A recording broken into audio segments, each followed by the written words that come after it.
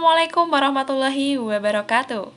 Sahabat Muslim, hewan cicak seringkali kita jumpai dalam kehidupan sehari-hari. Hewan ini bisa kita jumpai di rumah atau di pepohonan. Dalam Islam, hewan cicak dianjurkan untuk diperangi karena cicak termasuk hewan pengganggu.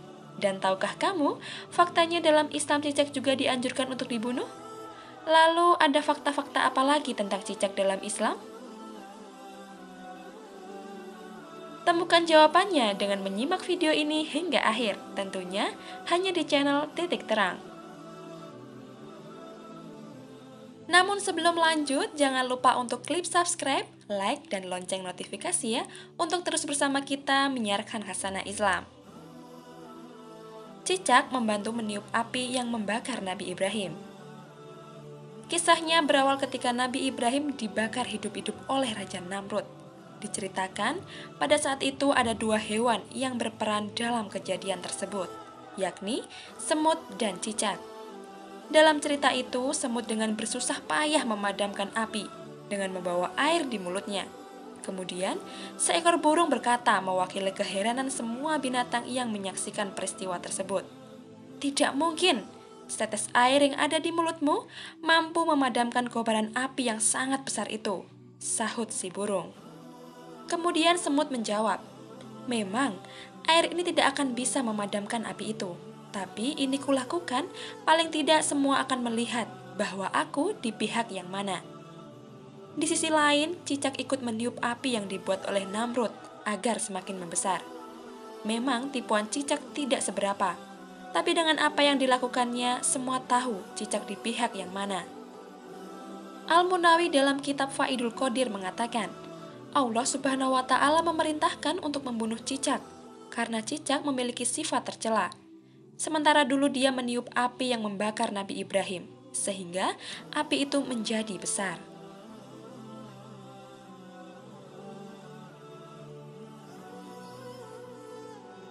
Sunnah membunuh cicak.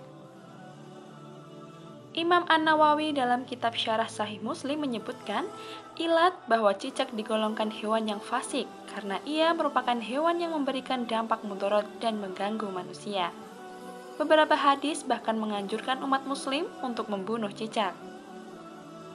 Dikisahkan oleh Sa'ad bin Abi Waqqas radhiyallahu an bahwa Nabi Shallallahu alaihi wasallam memerintahkan umatnya untuk membunuh cicak. Dan beliau menyebut cicak sebagai hewan yang fasik atau pengganggu. Hadis riwayat Muslim. Berlanjut dari hadis tersebut, Ibnu Majah meriwayatkan sebuah hadis yang mengisahkan bahwa ia bertemu dengan Aisyah dan melihat di rumahnya terdapat tombak yang tergeletak. Ia pun bertanya kepada Aisyah radhiyallahu anha, "Wahai ibu kaum mukminin, apa yang engkau lakukan dengan tombak ini?" Aisyah menjawab, "Kami baru saja membunuh cicak-cicak. Sesungguhnya Nabi Shallallahu alaihi wasallam pernah memberitahu kami bahwa tatkala Ibrahim alaihissalam dilemparkan ke dalam api, tak satu pun binatang di bumi saat itu kecuali dia akan memadamkannya, kecuali cicak yang meniup-niupkan apinya. Maka Rasulullah Shallallahu alaihi wasallam memerintahkan untuk membunuhnya." Hadis riwayat Ibnu Majah.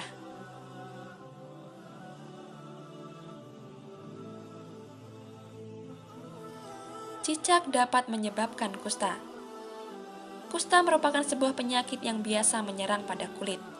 Penyakit ini bisa menyebabkan kecacatan pada penderitanya, dan ternyata cicak dapat menyebabkan penyakit tersebut. Badruddin Al-Aini dalam kitab Umadatul Qori menjelaskan bahwa hewan ini dapat menyebabkan kusta. Sebagaimana dijelaskan dalam kitab tersebut, sebagian ahli hikmah menuturkan sesungguhnya cicak atau tokek bisa menyebabkan tuli dan penyakit kusta. Cicak tidak bisa masuk rumah yang di dalamnya ada minyak sakfaran. Ia bisa menguning dengan mulutnya dan memutih. Dituturkan, untuk cicak berukuran besar bisa meracuni dan membuat kusta dengan cara meludahkan ke dalam wadah, kemudian manusia mengambilnya. Maka hukumnya makruh apabila menemukan garam makan akan membuat lubang di dalamnya dan menjadikan zat untuk menghasilkan kusta sampai tidak keluar 4 bulan dan tidak makan apapun seperti ular.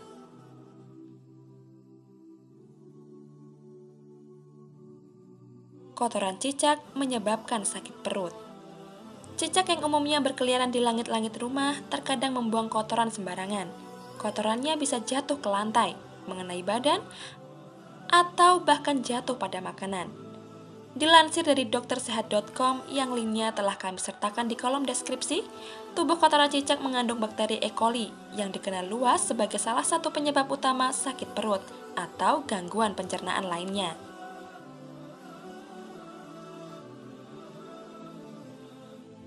Pahala membunuh cicak.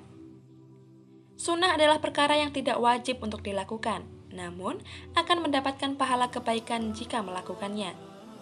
Dalam membunuh cicak pun sudah tentu akan ada kebaikan yang menyertainya. Mengenai hal ini, Nabi Shallallahu Alaihi Wasallam menjelaskan perihal pahala yang akan didapat dengan mengamalkan anjurannya.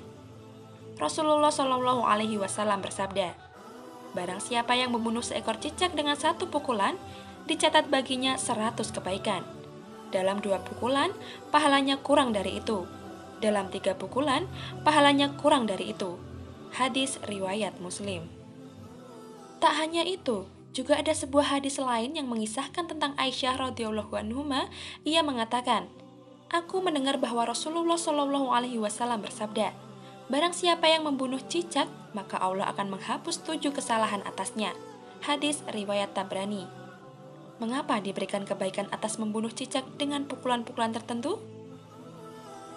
Imam An-Nawawi dalam kitab Al-Minhaj Syarah Sahih Muslim menjelaskan bahwa anjuran membunuh cicak dalam hadis itu karena ia dapat menularkan penyakit.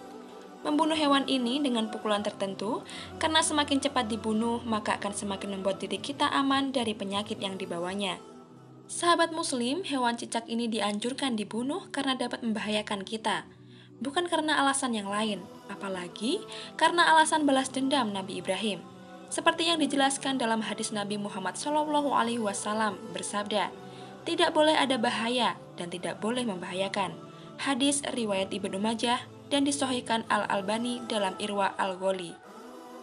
Jadi apabila memang hewan cicak yang ada di sekitar kita itu membahayakan manusia atau sampai meracuni makanan, maka dibolehkan untuk membunuh cicak tersebut.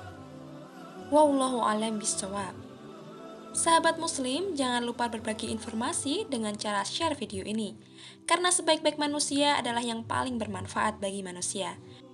Wassalamualaikum warahmatullahi wabarakatuh.